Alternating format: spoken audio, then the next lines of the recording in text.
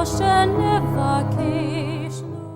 Rabbi Susan Shankman, and I'm thrilled to welcome you all to Washington Hebrew Congregation for our Amram Scholar Series. And I'm going to tell you a little bit about what the Amram Scholar Series is for those who may be here for your first time. And I'm also excited to share that this morning's lecture program is in partnership with the Jewish Book Council, and to let you know that if you have not yet read this morning's book or topic of conversation, you'll have an opportunity to purchase it following our program. And I will say, especially for students of history, this will make a wonderful Hanukkah gift. Hanukkah coming up this week. For this year and next year. Yes, although I'm proud to say I have read the entire book. And that was not, I'm sorry, not bragging. I just was thrilled that I did. That will be one of our questions as well, but really is chock full of lots of history. Our Amram Scholar Series offers a stimulating program of free lectures throughout the year in which world-renowned speakers, authors, scholars, political leaders, policy analysts, theologians, and journalists share their perspectives on timely issues or their research into history. The program traces its beginnings to the fall of 1954, when Washington Hebrew moved into our Macomb Street home. That fall, participating in a nationwide celebration that marked the 300th anniversary of Jewish settlement in the United States, Washington Hebrew launched what would become this widely recognized Sunday morning lecture program. The Amram series, as we know it today, was founded a decade later in 1963, with an endowment from the estate of Adolph Amram and donations from temple families. And again, at the conclusion of this morning's program, you'll have the opportunity to purchase your own copies of Morgenthau, whether for yourself or as a Hanukkah gift for friends and or family. And we're thrilled to welcome to Washington Hebrew Andrew Meier, who's the author of 2 previous award-winning works of nonfiction, Black Earth, A Journey Through Russia After the Fall, and The Lost Spy, an American in Stalin's Secret Service. Both were named to a number of Book of the Year lists. A former Moscow correspondent for Time, Meier has contributed to the New York Times Magazine, among numerous other national and international publications, for more than 2 decades. His work has been recognized with fellowships from the Cullman Center for Scholars and Writers at the New York Public Library and the Leon Levy Center for Biography, as well as the National Endowment for the Humanities, the Woodrow Wilson International Center for Scholars, and the Alicia Patterson Foundation. A graduate of Wesleyan and Oxford, Andrew Meier teaches journalism and nonfiction at the New School in New York City, where he helped to launch a pioneering undergraduate program in journalism and design. He lives in Brooklyn, New York, with his wife and their 2 daughters. And I know that I'm so grateful for his time today, because with everything happening in Israel, as we were walking in, he spent this morning really, just before he came in here, being updated on what's happening in Israel with a number of other journalists. So perhaps at the end, when we get into questions, he can update us as well. We're thrilled to welcome Andrew Meier to Washington Hebrew Congregation.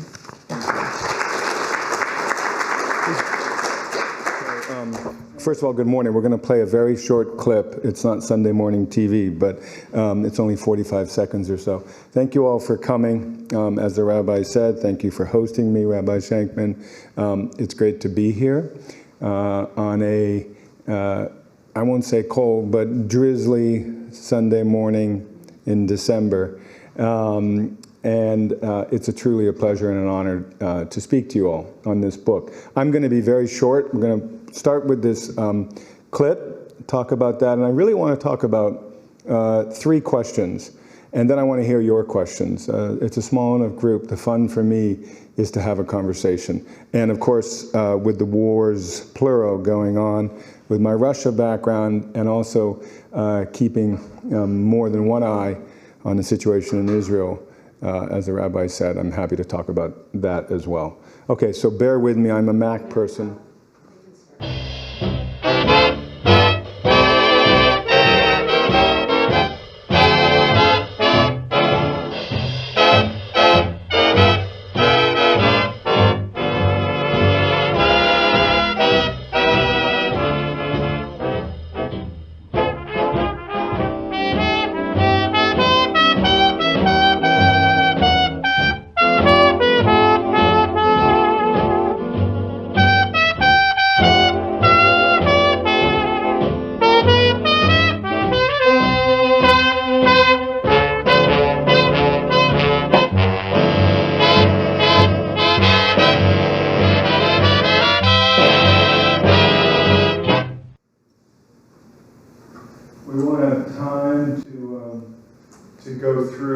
great detail each generation. The book covers 4 generations, and yes, there are women in the book, and there were women in this family history.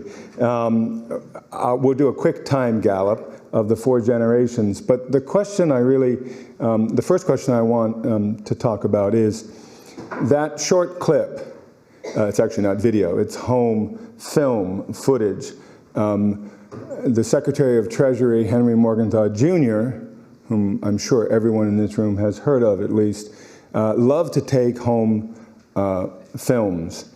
There were a few subtitles there. I'm not sure if everyone could see it. That footage was a Sunday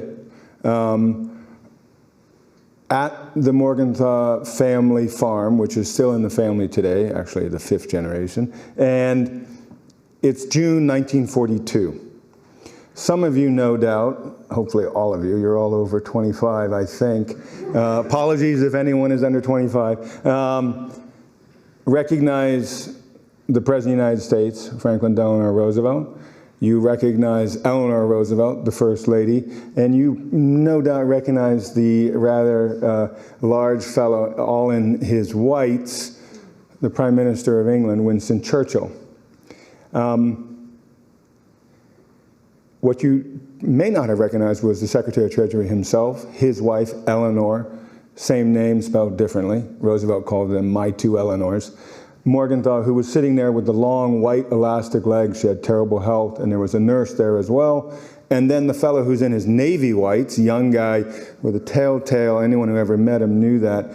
He always wiped his, my mom told me it was not proper to do.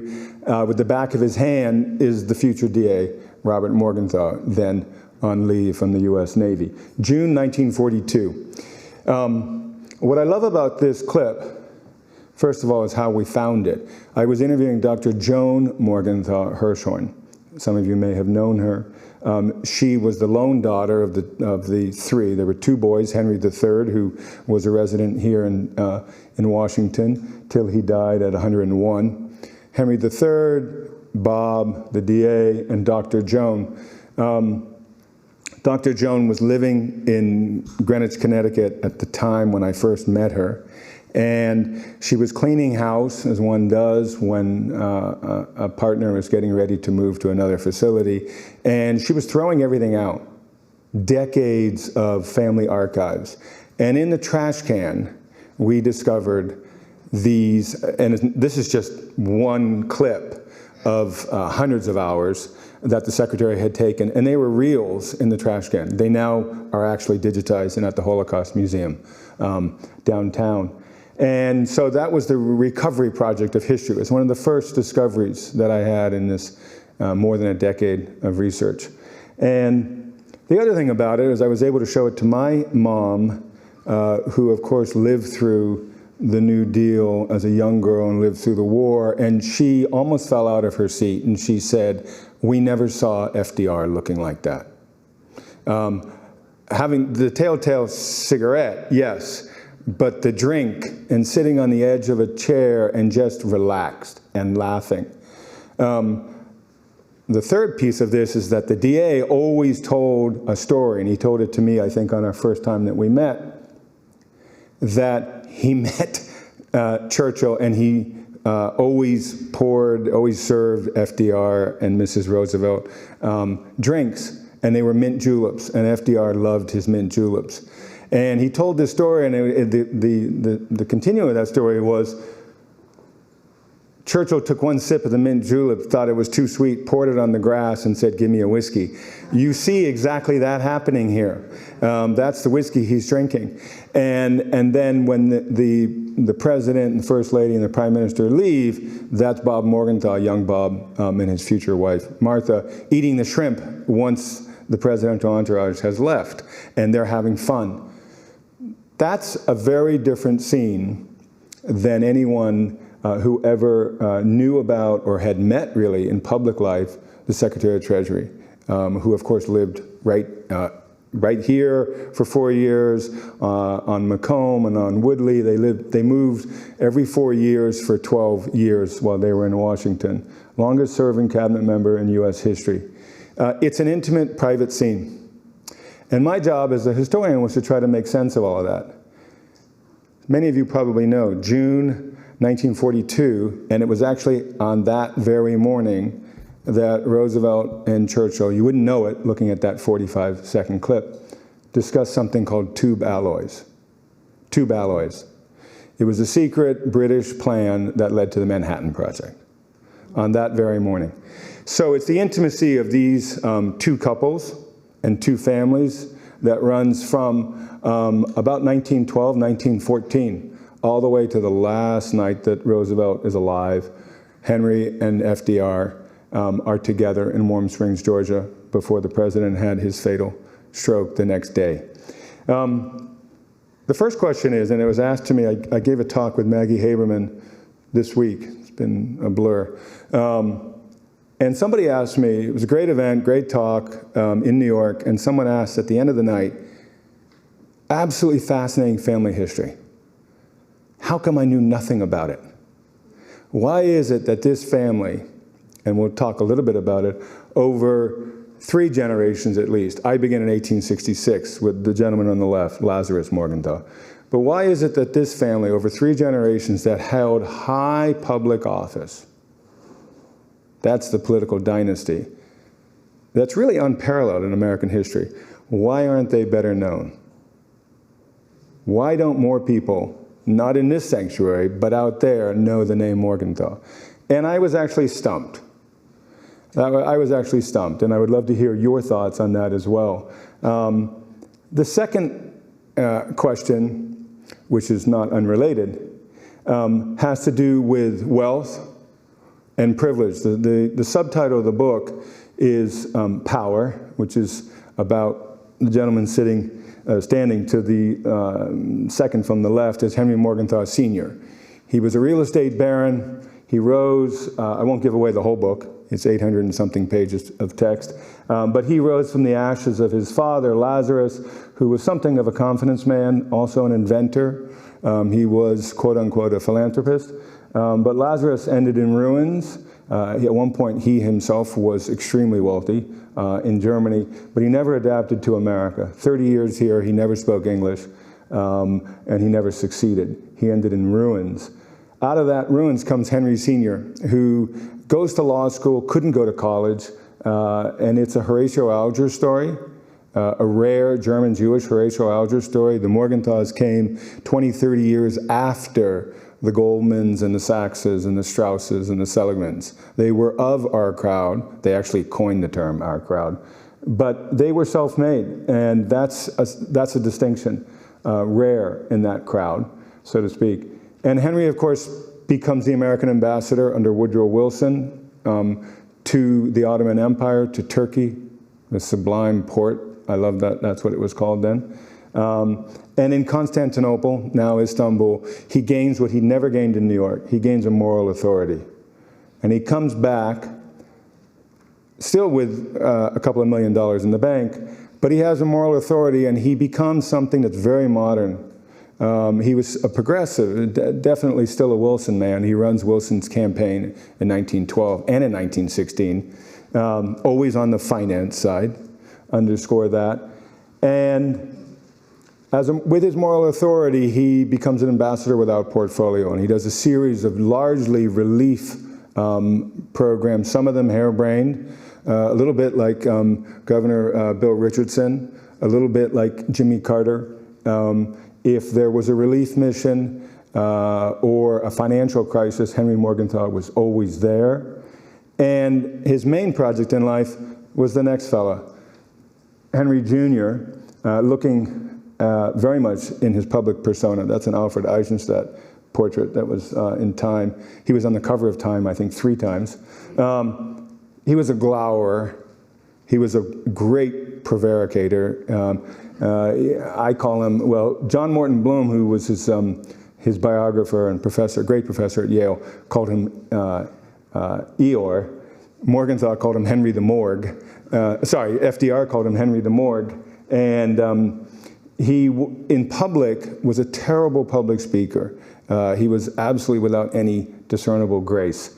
But in private, as you saw again in that first clip, he was funny, he could laugh, he was actually a fantastic athlete, he was a great horseman, none of which the American people knew. Again, I would underscore that. He was his public persona until I started this project. And again, he's in hundreds, if not thousands of books about the New Deal, about the Holocaust.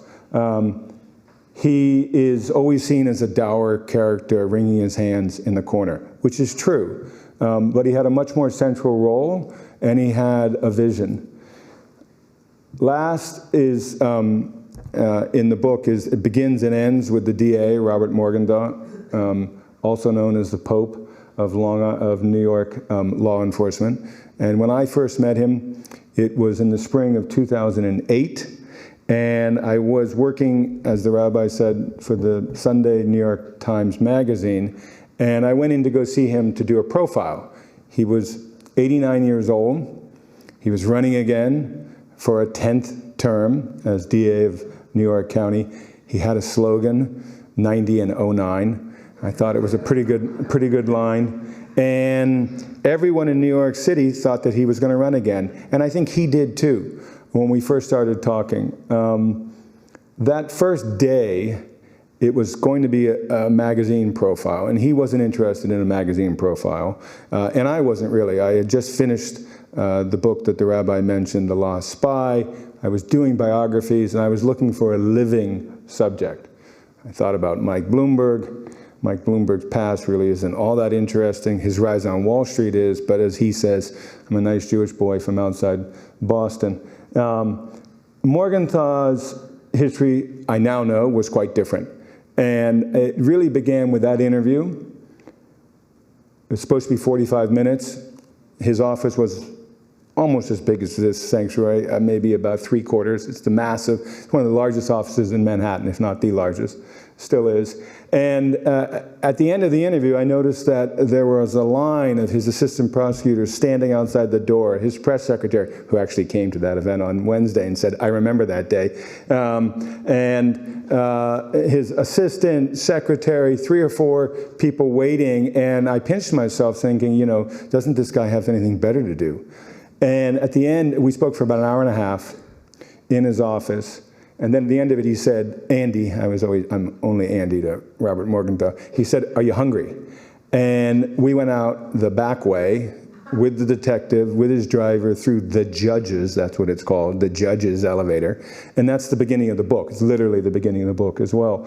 And then we went to lunch. The restaurant was closed. They opened it for him, in Lower Manhattan. And we sat and he spoke for about 2.5 hours. I had read Lazarus's, it's called a Lebensgeschichte. It's a life story, a life history. And Lazarus, as I mentioned, was a little bit of a con man. He had, I think each of these gentlemen had more than their sense of ego and self-worth. Let's see if I'm going to get this. It's okay.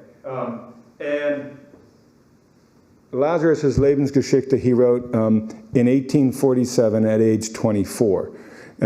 So it was useful. It was on the eve of his marriage.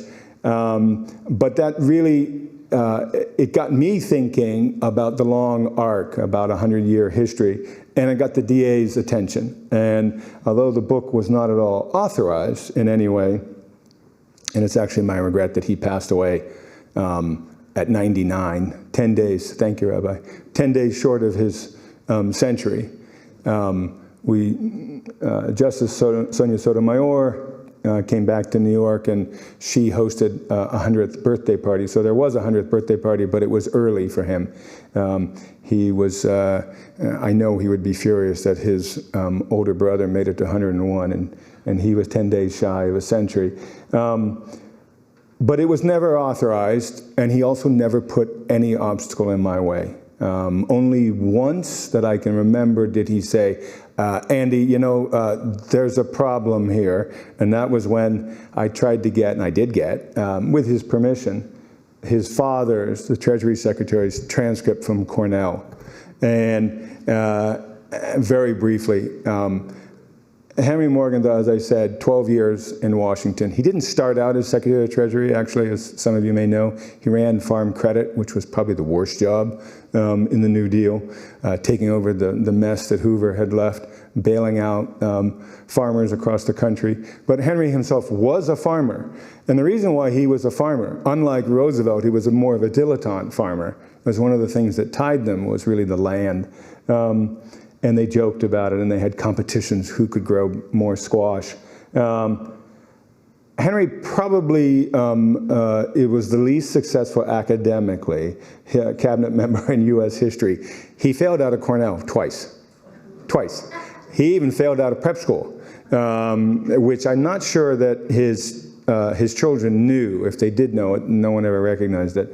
But I learned it, and then again, Professor Blum, who had spent more than a decade working with the secretary to condense what are known as the Morgenthau Diaries, 896 volumes at the FDR Library in Hyde Park. He condensed them to 3. And Professor Blum, for that long sufferance, got to know the secretary very well. And I went to go see him in New Haven, and he said, you know, Andrew, you can do a couple of things that I couldn't do. And one of them was, you can talk about dyslexia. The Secretary of Treasury almost definitely had undiagnosed dyslexia. And that would explain his academic troubles. But at the same time, he loved the farm, the land, that Fishkill's farm an hour outside New York, because it was the one thing his father, one of the great overbearing German, Jewish or not, fathers in American history. Henry had 2 daughters, Henry Sr. I'm speaking of now, and he literally said to his wife, Josie, you take the girls, leave me the boy. And that is exactly what he did. He was extremely overbearing. From 1912, when he introduced him to F. Roosevelt, long before polio, of course, and then all the way through the New Deal, rearming Europe, recognition of the Soviets, again and again. And I've been pleased that readers of the book have recognized this, because I don't spell it out, I just depict him where he was. Senior is there, often in the background, sometimes in the foreground, sometimes literally at a state dinner with the Roosevelts. He is the power broker and the would-be kingmaker. And it's the epigraph to the book, the second word in the subtitle is privilege. And I thought long and hard, and I wrestled with it. And my editor at Random House was for it, and I was really concerned because, as you know, privilege is a rather freighted word in American discourse today. And it's the epigraph is that the ambassador, he was always known as Uncle Henry because he was Moneybags Morgenthau in the Democratic Party. By his own admission, he bought the Democratic Party for Wilson for $20,000 in 1912. It was probably double that. And he says to Bob, young Bob, at about the time he's in his Navy whites there, I had to wait till I was 55 to enter public service. And that means when he made his first $2 million, the ambassador, till I was 55. You don't, he said to young Bob, and it's a privilege. The privilege to serve, the privilege to do well in order to do good. And that is exactly that was the sort of it was much more than a slogan, it was a guiding mantra to everything that the DA did. In the book I discuss not only his 35-year tenure as the district attorney, but really his lasting legacy as President Obama said, the most important prosecutor, for better or worse, in American history. His legacy is felt in every district in the country, and as many of you know, beyond. He saw his fiefdom, he saw his fief as not New York County, not Wall Street, not Upper Manhattan or Harlem, which his grandfather built much of Upper Manhattan, Bronx, and Harlem. The DA saw his fief as wherever there was illicit wrongdoing, if $1 crossed a bank in New York City, and most of them, as you know, do, he would go there. So whether it was to South America, whether it was to China. And one of his last cases was indicting and he's back in the news now, a Chinese metals trader which was integral then and now to a cause that was very, very close to the DA, the state of Israel. And he believed and he acted, he had intelligence both from this country and Israel, and he believed that you must do everything possible to prevent, as he saw it, nuclear Armageddon. And time and again, in the last chapters of the book are his two sort of guiding fears, well, maybe three. He wrote a lot, even after he retired, on immigration. He was very concerned with this history, how could you not be, with immigration. He was also very concerned with veterans' rights. He himself had an incredible war, and that was really, for me, the most eye-opening research and reporting and going into the archives and his Navy documents.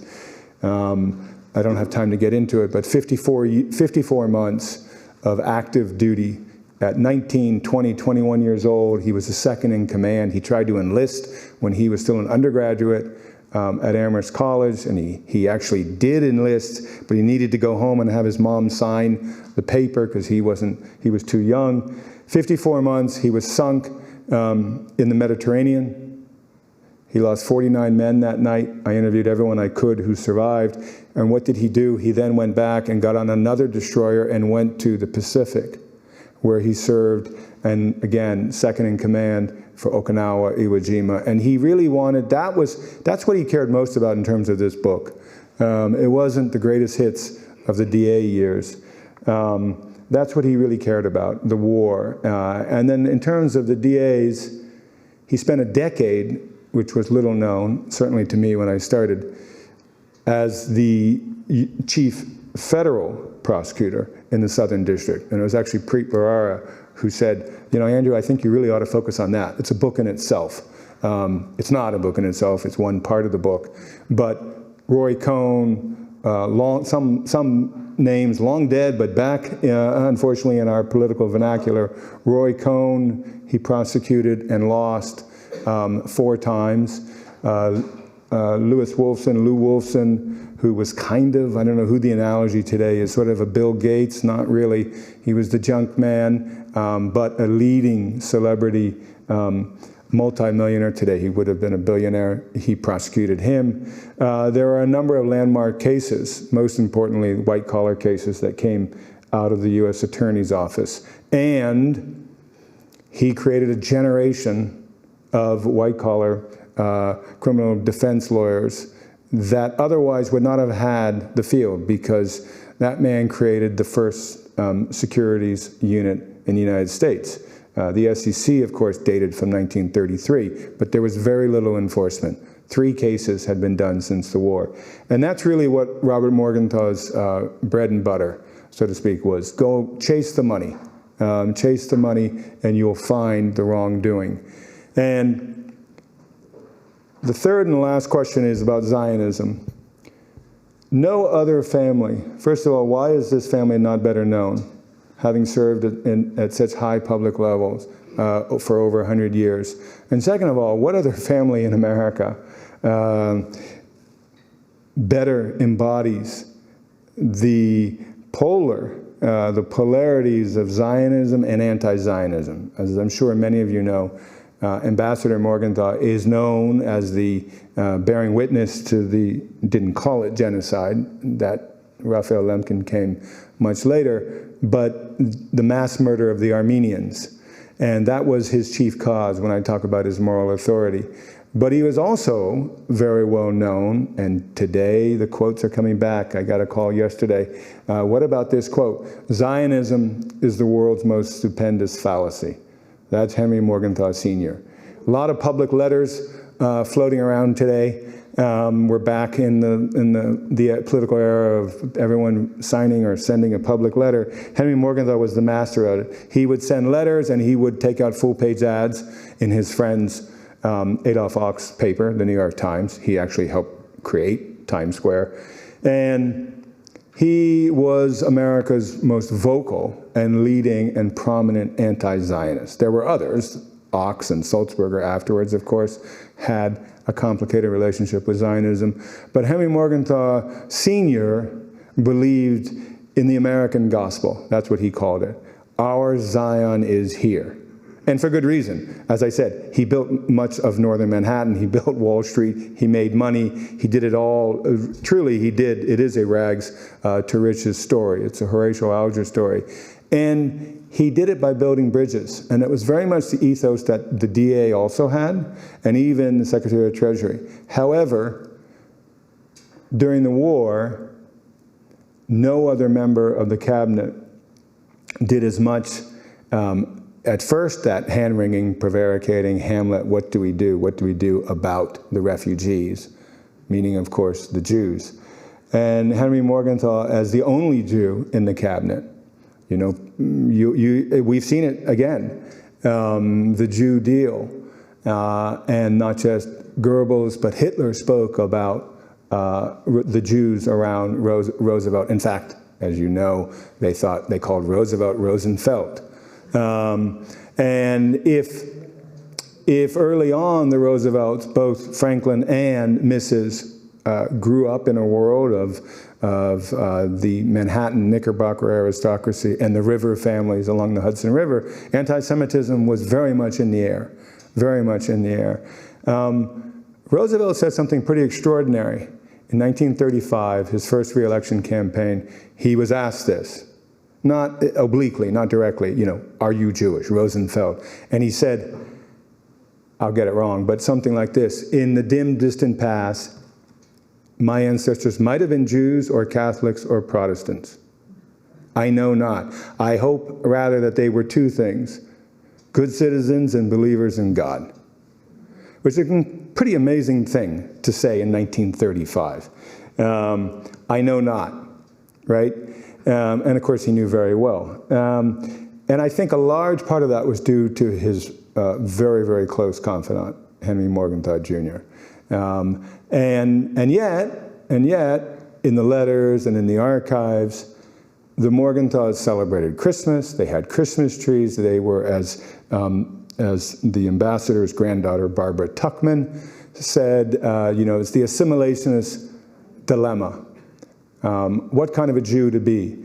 And the Secretary of Treasury grew up, I mean, there was an attempt at Saturday Torah lessons. I think they played in Central Park more than, during those lessons, more than they studied Torah. And of course, during the war, the ineffable reports come from Europe.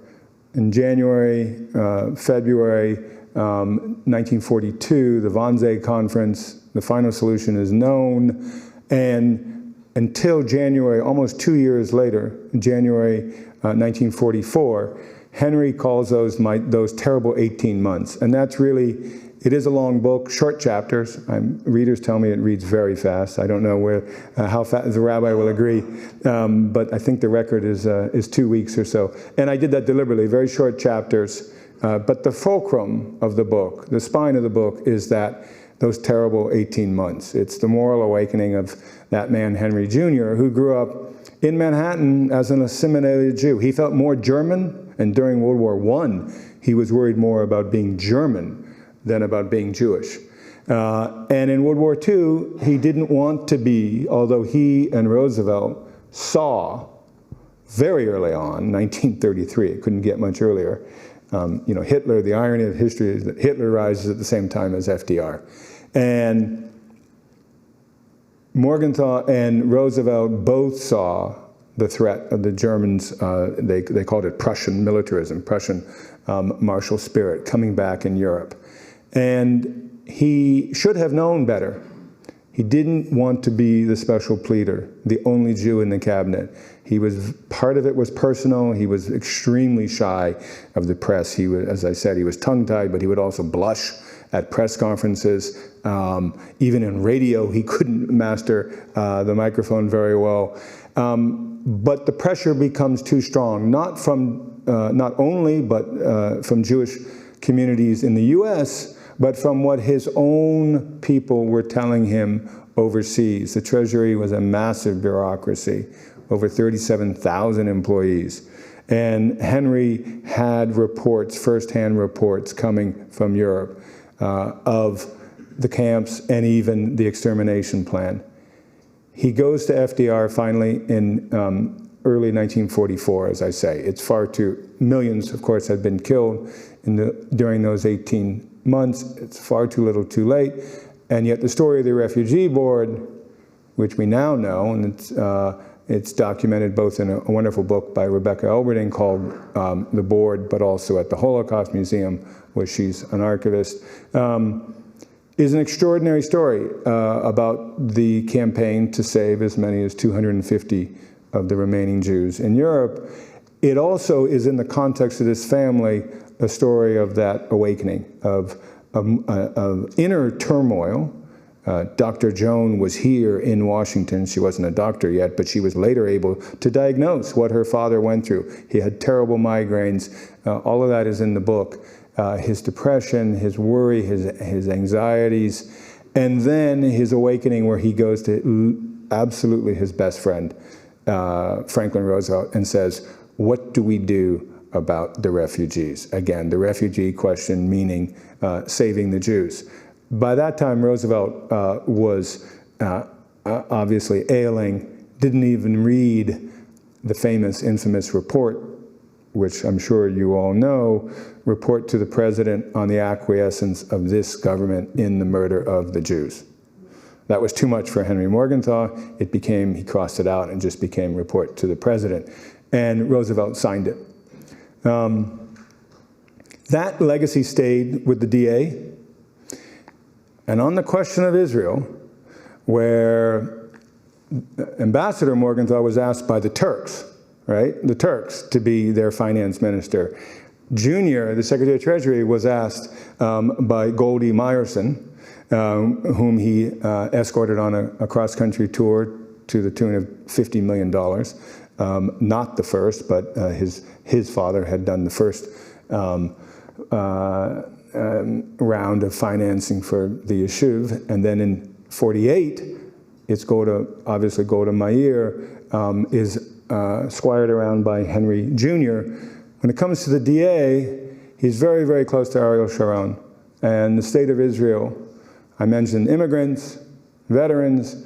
The state of Israel really was his main concern. And he founded, largely at the bidding of Mayor Ed Koch, but he grew to the role, and he was very proud of his role in building and then in chairing the Museum of Jewish Heritage in Lower Manhattan, which is informally known as New York's Holocaust Museum, a living memorial to the Holocaust, they call themselves. And it's a fantastic testament to his abiding concern and care about Israel. And although he was the DA, the Pope, and on his last year, after he had announced that retirement, we went to so many, I sat and watched him at so many retirement benefits and galas and dinners, and he was introduced not only as DA for 35 years, but DA for life.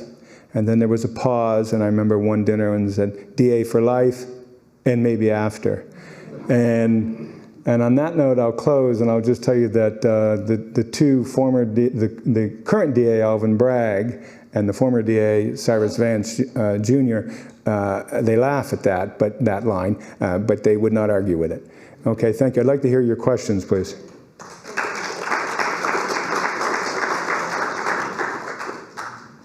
Now we get to come back here. Yeah. So I'm going to start with a question, then we'll get to you, not to worry. And I will do my best to get to all the questions we have, and thank you everyone for your patience. I know there are always lots of questions from this group. What inspired you in the first place to write this book? And it really is a sweeping history of well over a century, really 150 plus years of family history, and to stick with it for, I think you said a decade, 12 years, so something like that, to write this. what got you started, and not only what kept you going, but when did you decide it was done? And it feels like it could, and 892 pages, short chapters, very readable, and how did you get started, and how did you finish? Well, as I said, thank you. Can you all hear me? Yeah, sure. This is on. It is. As I said, I was writing for the Times magazine, and when he was running again, I thought, oh, this is interesting, and it was either for a profile of his next election. Here's this guy who's running at 90 years old. I would have done that. He was not necessarily thrilled with that. There had been hundreds of profiles, but it was when I read about Lazarus, his great-grandfather, and I should add, that's on his, obviously, his paternal side. His maternal great-grandfather was a chap named Meier, one of the Lehman brothers. So I saw the richness, so to speak, of the family history. And it is, I was looking for a big project, didn't think it was going to be this big, but it is a story that tells not just Jewish history, but American history and really world history across a really long arc. And it does continue today. About midway through, Robert Caro, whom I had known, and we serve on a historical board together at the Leon Levy Foundation in New York, and he kind of pulled me aside, and Mr. Caro said, I hear you're writing long. And I said, I probably was at like 400 and 500 pages then. He said, have you thought about 3 volumes? and our kids were young, and then I said, no, I want to hold the family together. So, the publisher, we did talk about it at one point, when it was about 800 pages were cut out. I write very fast and very long, and within a few weeks of signing the book contract, I was already sending chapters. And there was a terrific editor who acquired the book for Random House, Susan Campbell, who understood the arc of the book, and she said things that were a wonderful blessing. She said, take as much time as you want and write as long as you want. And the terrible sadness is that she passed away very young, before it was finished. And she really was a guiding spirit to this. Writing for her, writing for the DA, writing for the Morgenthau's everywhere, but really writing for the discoveries that I didn't know. When you're in the archives here in Washington, the Library of Congress, as I mentioned, almost all of these women and men kept voluminous records, sometimes ticket stubs, diaries, and then diaries of diaries. Uncle Henry, the ambassador, kept, I think, 3 different diaries at the same time. And they're all at the Library of Congress, and then there's another couple million documents at the FDR Library, and then about 150 archives around the world. It was, as I do in each book, a completely terra incognita and new to me. So that keeps you going. I love, my mom would say, you like the research, but what about the writing? And so I would write at the same time. I did a documentary film and working on a new documentary film at the same time. But really, it was the research, and I now have an entire room full of Morgenthau materials. Yeah, that's what kept me going. Well, and when you speak about the long arc of history, it's fascinating to think about both the views on Israel in the family, and then when you reflect on the DA's, on Robert Morgenthau's views on Iran, and how that's all coming back around. And what do you think he would say today? Would he say, I told you so? And that was certainly a big piece of what he spent a lot of time focusing on. Yeah, absolutely. So there are, the rabbi, having read the book, rabbis always read the book ahead of the congregation, I know that, knows that I focus on 5 big cases. Some of them may go decades, but 5 discrete cases in chapters to sort of, that are illustrative of the DA's career, 35 years. But each is different. It has to be Robert Morgenthau not just enforcing the law, but really making law. And these Iranian banking cases, which still continue today, have to do with the treasuries. We're in DC, I can probably get away with some alphabet soup here. FinCEN, the Financial Crimes Network, under that has OFAC, which is very much in the news today, the Office of Foreign Assets Control, and the DA, who's a county prosecutor, mind you, a county prosecutor, went to the White House. It's one thing he learned from his grandfather, always go to the top man. And he and President Obama did not always see eye to eye. Obama thanked him, depending on who you ask, or owed him for Sonia Sotomayor, which what she is. Justice Sotomayor is a protege and a former assistant in the DA's office. And he went to Obama and he said, we got a problem with Iran, but also, of course, Libya, Sudan, North Korea, a whole range of rogues who are using US banks, therefore that jurisdiction, his jurisdiction. And there began a long battle which is not his first, and this is the man who was fired by Richard Nixon, Manhattan versus Washington. And the county DA goes to, there's a showdown in Treasury, more than one, and I'm at this point interviewing him every week, so this is contemporaneous. And he's calling me up, and I could be in line at the grocery store or the butcher, and he would say, we got a problem with Iran. And I said, sir, I'm waiting in line here for the, some chicken, and he didn't care. And the Treasury, for various reasons, this is after '08, the banking crisis. There's a book, Too Big to Fail. For various reasons, Treasury was against, one faction was against bringing these cases. What do you want to do? Bankrupt European banks and US banks?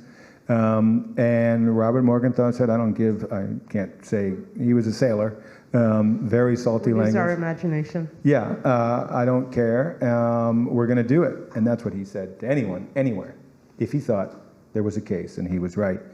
And of course it was about Iran when people were looking at the Iranian negotiations and the Iranian deal, but first and foremost, it was about saving and protecting the state of Israel. And he was extremely concerned with, it gets granular, the intelligence that his office had, not just about the money, but where it was going and for what purpose, for material and for components for a nuclear weapon. And he would lecture people about Pearl Harbor, and people would kind of get uncomfortable and say, what's this old guy going on about? What does Iran have to do with Pearl Harbor? And he would remember, and it's in the book, his father and FDR having to defend after the war against, you knew. We're hearing it now in Israel this week. You knew and you did nothing. The famous instance of that the US Navy had intelligence before Pearl Harbor. And that's what he meant when he said, I remember Pearl Harbor. And I won't stand for it. And he didn't. And so that case led to many cases after he retired, more than $13 billion. More than $13 billion in assets seized. And it continues. In New York overseas. Yes, and then I skipped over that when someone said, well, OFAC, and he tried to explain to the DA, who was in his 90s, the history of the Office of Foreign Control. He said, I know, my father created it.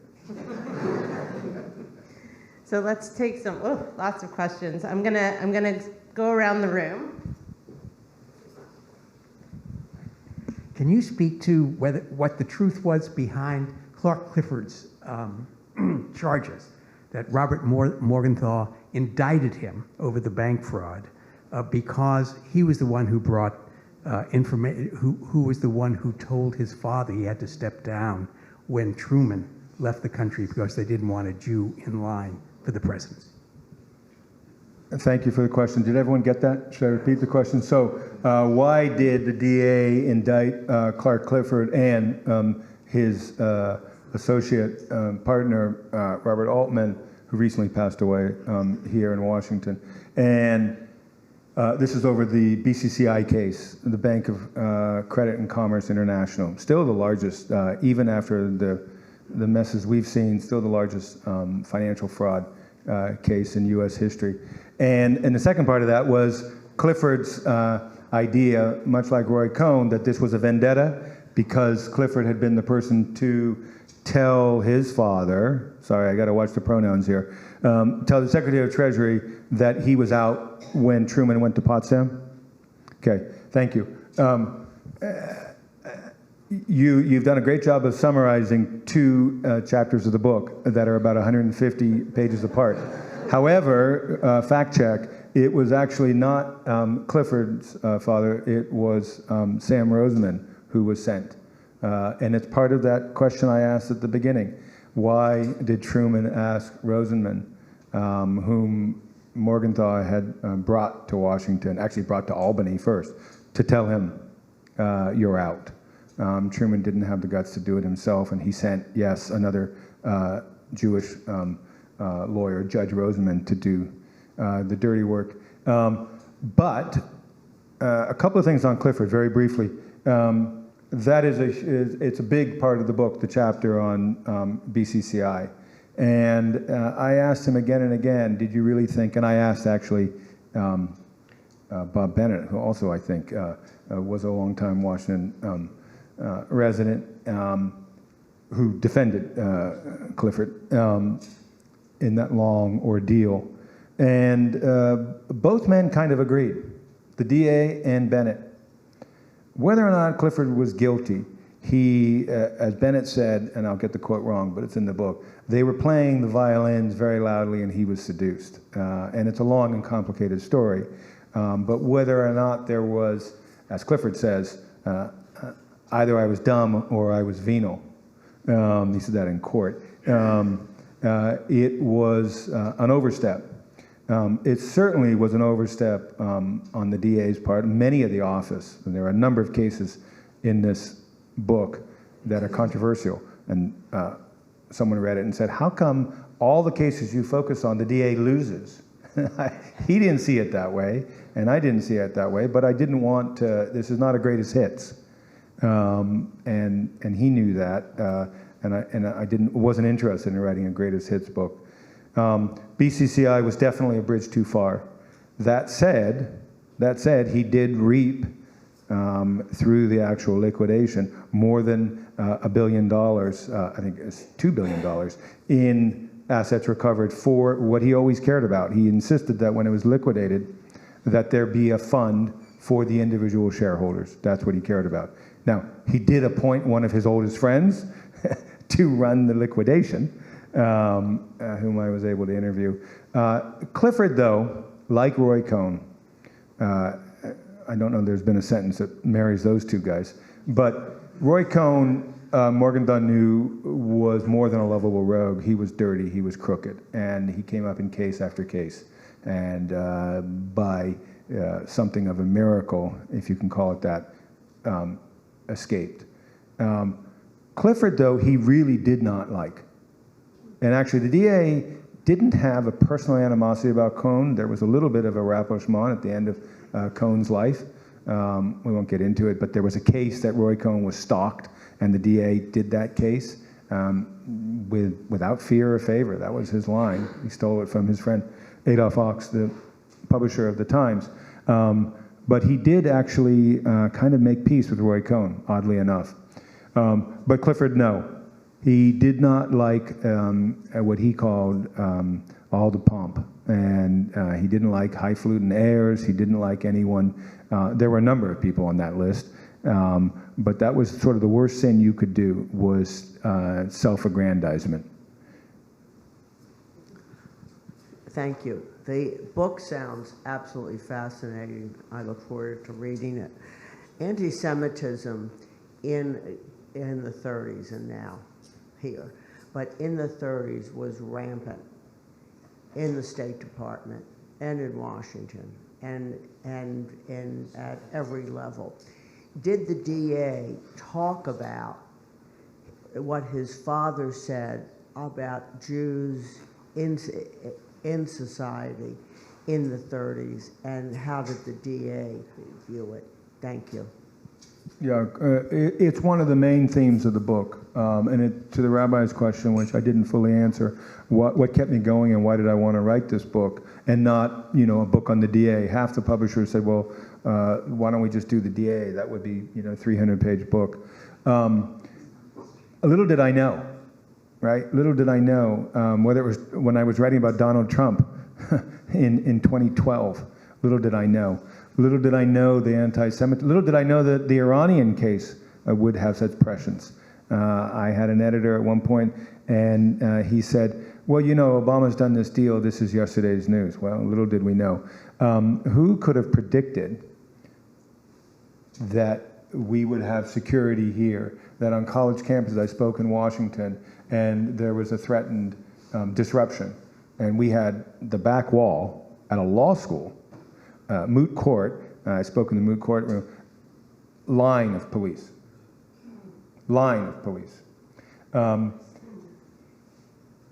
Anti-Semitism is always here. I read a quote by Jean Amery, many of you may know, the survivor of Auschwitz, who later took his own life. In 1968 or 69, he said, the question of what's anti-Zionist and what's anti-Semitic, anti-Zionism always contains, like a cloud contains rain, always contains anti-Semitism. Henry Morgenthau Jr., as I said, grew up feeling more German than Jewish. In his world, it's one of the affinities he has with the great Knickerbocker, FDR. Very strange bedfellows. Roosevelt and the Roosevelts had no Jewish friends growing up. None. And Sarah, his mother, infamous mother, was certainly bred, if did not breathe, anti-Semitic tropes with frightening regularity. They're in her letters. And E.R., Mrs. Roosevelt, also repeated them. But through this relationship, which didn't have time to get into it, was quadrilineal. The Roosevelts and the Morgenthau's were couple friends in a way that no other couple was with the Roosevelts. FDR and Mrs. Roosevelt had, as you all know, a rather unique political marriage. Hillary and Bill have nothing on what Eleanor and Franklin had. It's one of the great political marriages known to history. And the Morgenthau's bridged both. And the lines run all ways, and it's fascinating. And really, Eleanor Roosevelt today is seen not only as a champion of the UN, but of the State of Israel. And I could have written a whole book on that, and someone should write it, because her, by birthright and by her upbringing, she would say, excuse me, the Jew party, the sables, the jewels, it was disgusting, they were dripping, right? It's almost a quote, change the words around. And yet through her friendship and her love with the Morgenthau's, FDR, when he had polio, let Henry Jr., carry him. Very few people did that. That's how close they were. There's an incredible intimacy here. And yes, he harangued him in public and belittled him, but he relied on both Morgenthau's, Ellie and his wife Ellie, and Franklin. And Eleanor Roosevelt looked up to this woman who was a Lehman, let's not forget that. But she went to Vassar when Eleanor Roosevelt could not go to college. I think she had 6 children total. She had her 4th child before Ellie even married Henry Jr. And she was, Eleanor Morgenthau was a great speaker. She was the head of the drama club. She was a fantastic writer. I found a stump speech where they're talking to, in Republican upstate New York counties, they're barnstorming, which they did during the New Deal as well and throughout the war, side by side. Eleanor Roosevelt is learning from her friend Eleanor Morgenthau, and there was a great admiration, maybe even envy, right, of a Jewish woman, a Jewish man. And so after a time, even before the war, the Roosevelts, of course, they never could forget that they were Jews. But they didn't see the Morgenthau's, first and foremost, as Jews. They really didn't. And that's the world where the DA grew up, where I would interview people and they said, oh, is he Jewish? I didn't know that. Is he Jewish? I didn't know that. Or let alone, you were serving on a destroyer in the Navy in the Mediterranean. What was it like when your 21-year-old second in command, by all intents, the captain, is the son of the Treasury Secretary who sits? He was the only cabinet member to have lunch once a week with FDR, every Monday. And he sat literally on his right hand. He was the right-hand man in cabinet every week. What was that like? And all the men would say, they were all men, didn't matter to us. We just thought he was the executive commander. They knew the secretary, but no difference. That was Bob Morgenthau. Whether it was the privilege of his father and his money and the background, he wasn't seen as a Jewish American. He was seen as an American, right? So it's fascinating. And he wanted to go to war for one reason, Bob. The reason why he wanted to enlist as a sophomore at Amherst College, as he says, it's in the book, kill Nazis. He didn't want to go to Japan. He didn't want to go to Japan. He faced wave after wave of kamikazes, but he wanted to be in Europe. And it's this, it's a fundamental question of, is our Zion here? Can we be seen as special pleaders, sticking our necks out? This is the Secretary of the Treasury. And that all that comes to a head with this battle, which, thank you, is for the plug. It's 4 chapters in the book, the battle between the Treasury, an essential core of 4 young men who were ideologues, but all of them non-Jews, all of them. Pushing the Secretary of the Treasury, you've got to do something about the Jews. We must save the Jews. And it gets technical. It's that office I was talking about when they're on, foreign assets control, licenses to basically pay ransom to some unseemly characters who are in Europe. And not all, but that was a large part of it. And Henry is loath to do it, but then he's forced to act and take on not just the president, but the State Department you're talking about. And that battle royal lasts during the course of those 2 years when they get the Riegner cable in the summer up until through the Christmas. And night after night after night, Henry Morgenthau is physically and emotionally wrestling with what to do before he delivers that report to FDR. Because the long and short of it is the State Department, which was largely patrician, hidebound, and were not just burying the news, but deliberately denying the information that was coming from Europe, which by that point was already trickling into the press. The Salzburgers had their own difficult relationship with the Holocaust, but it was in the public domain by then. Hi, I'm going to try to, it's a very emotional question, so forgive me for rambling a little bit. So I'd like to go back to 1933. So my family came to this country in 1941, prominent German Jewish industrialists. So from the time of 1933, every German Jewish industrialist who saw themselves as German and celebrated Christmas and all the things you described were communicating with the State Department, with every contact that they had in the U.S. And my family was finally brought over under the Emergency Rescue Committee because they were very useful Jews. They were among the few thousand that made it, but 3/4 of the family was exterminated. In your book, you touch on 35 Roosevelt statement, but then you jump forward to the period 42 to 44. But there are books like While 6 Million Died. There's clear archives that Roosevelt and the State Department and everybody did nothing, knowing full well what was happening. So can you help me understand in your research the period between 33 to 42 when so many million died and so many million could have been saved, including my family? So I hope, sorry, it's an emotional question, but I'd appreciate your insights on that. Yeah, thank you. Thank you.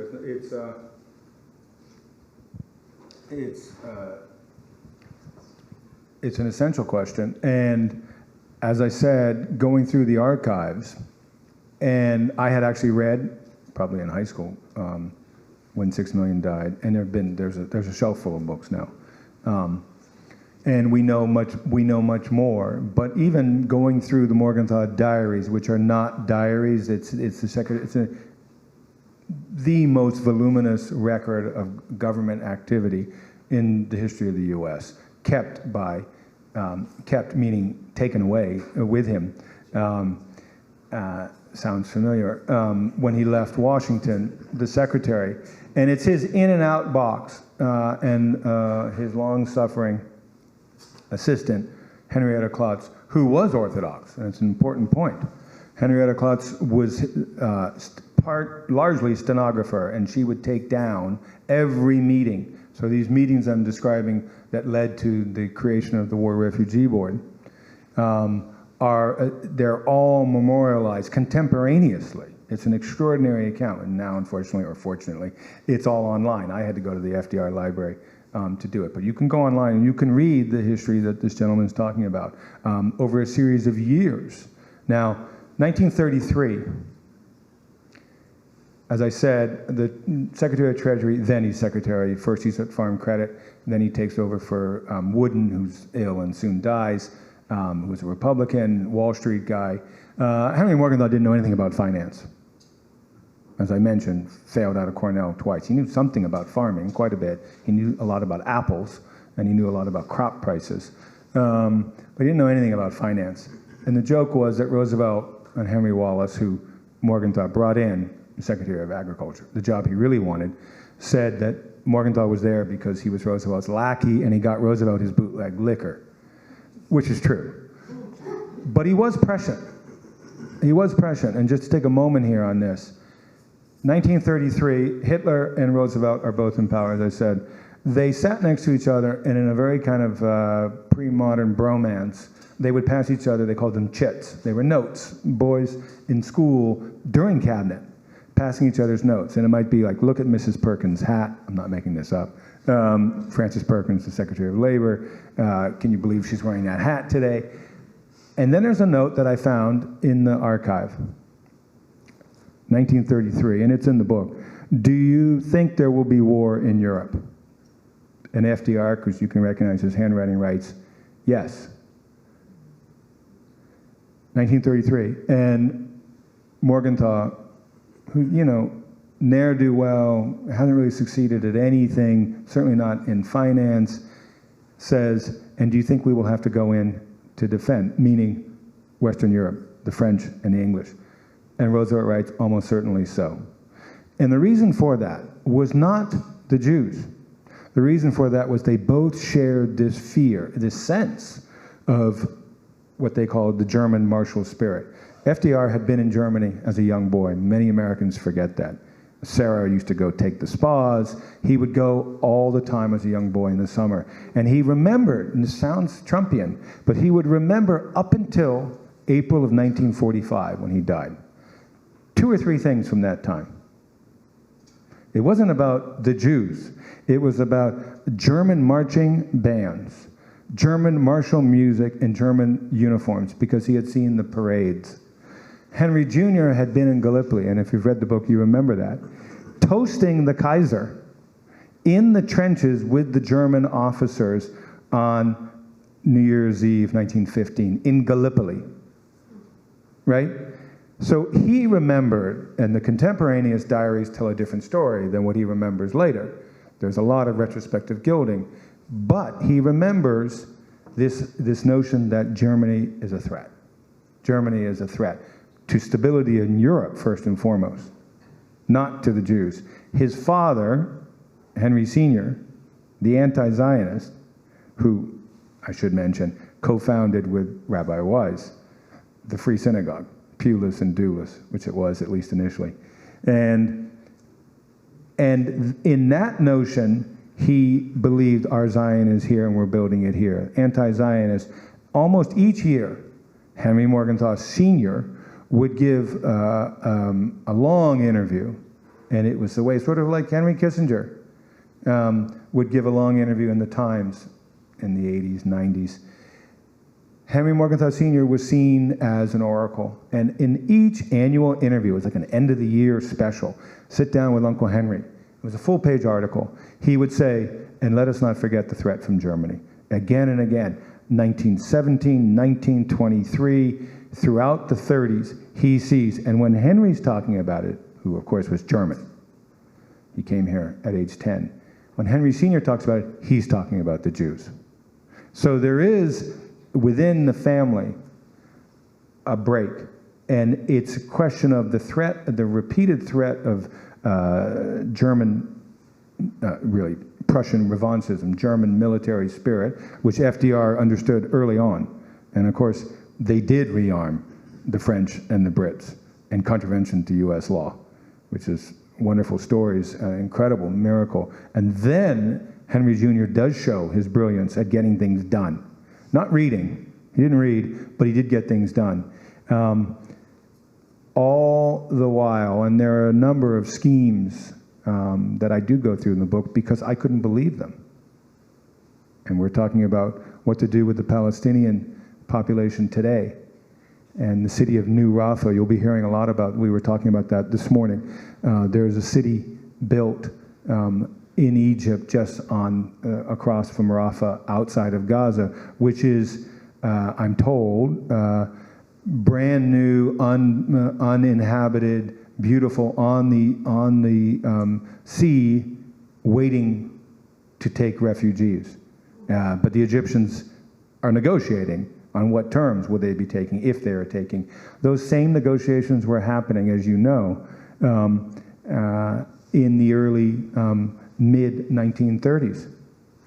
And all of that is described in the book. So they're crazy harebrained schemes where I won't get into the details, but an anthropologist, geographer is rolling out maps where would be good fertile soil for Jews to farm. Costa Rica, Alaska, Ecuador, anywhere but the continental US. And actually both Henry Sr. and Jr. are involved in those, but not publicly. Where do we take the refugees? And as Golda Meierson said, we went to Evian and everyone, one after another, stood up and said, not I, not I, not I. So that's the greater background. And of course, by 1939, you have America First, again, an echo. The headwinds are going the opposite way. But it's absolutely, it's an emotional question, but it's a fair question. It's an essential question. Why did Roosevelt, why was there such a record of inaction? It's not for blindness. Thank you. That's not to answer your question, though. Yeah. Thank you for sharing 10 years of research here. This is a fascinating morning. We could keep you for a couple hours. Just a question. I can't. I've got someone waiting to come and take me away. So, just a quick question on Robert. Given the family connections and his capabilities, why do you think he spent his entire career in the DA's office and didn't seek higher elected office? Yeah, great question. Thank you. It's probably one that got cut from the book. Nixon fires him. He's on the enemy's list. And like his grandfather, who stands up to the Armenian genocide and essentially quits against Woodrow Wilson, Morgenthau's peak moral authority and political standing in New York State came in 1970 when he was on the enemy's list. And, you know, he was a liberal, but he was not a civil libertarian. And New York State politics is a tricky thing. At that time, John Lindsay was mayor, and they were good friends. He was good friends with pretty much everyone, but he was really good friends with Lindsay from Yale Law. And there was talk of running him for mayor, Morgenthau for mayor, and there was talk throughout the 1970s and 80s that he should run for mayor.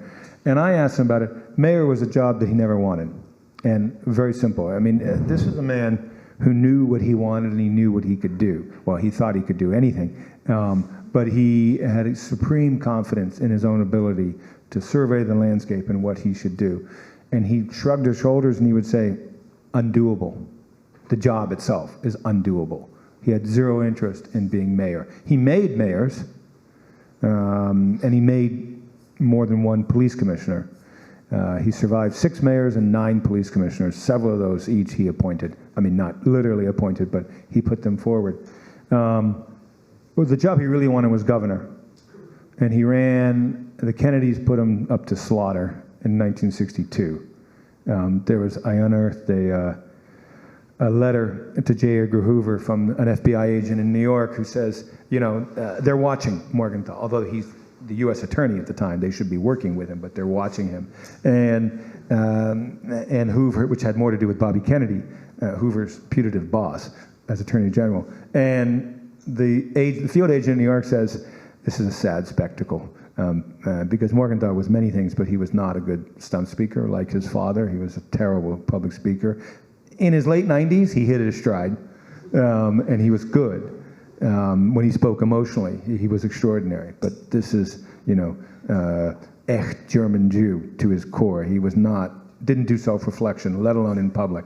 And in 62, he was slaughtered by Nelson Rockefeller, who had an incredible touch and deep pockets. And the DA was always rankled by that Rocky would fly people around on the family plane, which was, of course, illegal, and having Rockefeller employees out on the stump. Well, the U.S. attorney also had U.S. federal prosecutors out on the stump, which is against the Hatch Act. At any rate, he ran in 62, was slaughtered. He ran again in 1970, during that period when he was at his peak, thanks to Nixon and his stand against Nixon. And I would say, let's talk about the 1970 race. And he would feign, he was deaf in one ear, but he would feign complete deafness, because he definitely didn't want to talk about that. It lasted less than a month. And he, as trivia, New York politics, who ran in 1970 against Rockefeller? Anyone remember? Former U.S. only person ever to voluntarily get talked off to the Supreme Court. No, voluntarily talked off. No? Goldberg. There you go. Prize for the day. Yep. Another man like Clifford, Goldberg was also on that list. He didn't like Goldberg's pompous, very quick Goldberg story. Arthur Goldberg was obviously on the Supreme Court, and then a UN ambassador, and then he joined Paul Weiss. And when Morgenthau went to go see him, he saw that he had a corner office, of course, and everyone had to be, Judge Simon Rifkin was just Mr. Rifkin, but everyone else had to call him the honorary, and I heard this from Ted Sorensen, who was one of his partners as well, the honorary Arthur Goldberg. And he had a brick wall on his corner office built. And everyone would say, a bit odd, you have a corner office in the middle of Manhattan, why on earth would you kill the view? And the story goes, which the DA loved to repeat, they came for Jack, they came for Bobby, who's next? And how many people can remember the name Arthur Goldberg today? He was not, the DA was, like Clark Clifford, he was not a fan of Mr. Goldberg, who also was trounced by Rockefeller as well in 1970. He didn't want to be mayor, he didn't want to be governor. He was put up for the bench many, many times. LBJ tried to get him off out of the Southern District to become a federal judge. Many people tried. There was a rumor that even Trump, but the fact of the matter is that he really wanted to be governor. Look, Roosevelt was practically his uncle. His great uncle was Herbert Lehman. So he had within the family the tradition. He really loved the office of DA, and as someone this week said, former assistant who's now a huge defense lawyer in New York, said, you have to understand, Bob Morgenthau ran our office like it was his own law firm. Yeah. Okay, we have time. This one you've danced around, but I'm going to ask it anyway. It may be in the book. So I guess it was Cordell Hull, who was Secretary of State, and Sumner Welles, who was is reputed to be among the hatchet men of the discussion we've been having. Was it personal? Did Hull and Morgenthau despise each other, or did their offices dislike each other? Was there, in addition to obviously the profound policy differences which we've been touching on, right. Did it also extend to the personalities, to the personal anti-Semitism of individuals in state? Right. Well, I don't want to give you too much homework. You read the chapters and let me know if you think it was personal. I'll tell you, in all fairness, though, I'll tell you, the Morgenthau way, and this is something that unites all four generations, and arguably the fifth, which I'll get to in a second before leaving you, is to build bridges. I mentioned Ariel Sharon, but the DA was also very close friends to Cardinal O'Connor. Lazarus Morgenthau, the patriarch who, thank goodness, came in 1866, so I don't do the Civil War. 1866, a couple of blocks from where I live in Brooklyn, he had given money back in Germany, in Mannheim, to the Protestant church and to the Catholic church to build a bell. They were great builders of bridges, excuse me. And that is a theme that runs throughout. Uncle Henry, I said he was co-chair of Wilson. Well, the other co-chair was Charles Crane. Talk about strange bedfellows. Charles Crane, the first American to meet Adolf Hitler in 1933. A rabid anti-Semite, okay? Father Coughlin. There's a scene in here with Henry Sr. with Father Coughlin, right? They could make allies for a common cause, and this is strategic, transactional. Donald Trump. So I could go on for that. Breckinridge Long, who is, if anyone, is the bad guy in the story of state versus treasury over the quotas and the licenses, which were treasury turf, but the quotas were state turf, to rescue the remaining Jews of Europe. The bad guy is always Breck Long. And actually, if you go through the archives, you see strange things, which are in the book. Breckinridge Long, a letter from the ambassador when he's in Constantinople. Thank you for looking out for the young man. He has a great future. Breckinridge Long was a young second secretary in the State Department at the time when Franklin Roosevelt was at Navy in this town, following in his relative TR's footsteps, already on the sort of Bill Clinton trajectory on how to beef up the resume. And Breckinridge Long is getting a passport for Henry Jr. to go on one of his trips to Constantinople. These people knew each other, not over months, but over decades. And Long writes, he does write in his diary, which if you can't have the stomach to read it, praise of Mussolini. He does write about praise of Mein Kampf. But he also writes about, thank you, Uncle Henry or Ambassador Henry, for sending the book. I found it most interesting. So they had relationships. When there is the final showdown, when Henry Jr. is pushed, both physically, mentally, I talked about, but also he has this moral awakening, and he's pushed, and he goes and sees the people at state. He has no beef with Cordell Hull. He actually, Hull and Roosevelt were close. Hull is patrician. He's elder. He knows, he keeps making every excuse, Henry does, that, well, Cordell must not know about this. And it's in the contemporaneous accounts. Boys, this must be over, Cordell said. Sumner must not have been there. In fact, there was a time in the most damning telegram when you had the smoking gun. It's not signed by Cordell Hull. It's signed for them by Breckinridge Long and the underlings. That's where the real beef was with them. And there's a famous tete-a-tete where he calls him out and he says, Breck, some people think that there's anti-Semitism running there. So yes, it is there. But personally, down to the DA and the fifth generation, the current generation, Henry III, who was, I think, was he a member of the congregation? Certainly he lived here in Washington his last years. His daughter, Sarah Morgenthau, whose children, I think, were bar mitzvahed here. Sarah Morgenthau has just joined the State Department. She's a special envoy for state, and she would be here today, but she's in Europe. It's rather ironic, as I pointed out to her, that now there is a Morgenthau finally in state. And there was we had a commemoration ceremony at Treasury where none of the uncomfortable truths of the history of Treasury with the Holocaust were hidden, and it was quite a day within Treasury for Treasury staff. And people came up after me and said, I didn't know this history. And they are facing it now, today, within Treasury. They're teaching it, and they were profoundly moved by the history. That day yet hasn't come to the State Department. We'll have to bring you back after. I don't know what you're working on now, aside from articles. Do you have a new book in process? I do. Nothing. Well, it does. Different term. American Vietnam.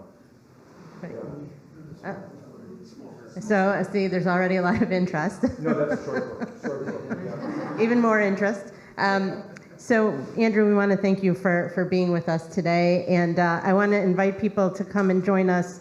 Andrew will be signing books. Please give him a chance to get out there to sign, and then I know there will be probably a few more questions. I also know you have places to go as well, but thank you so much.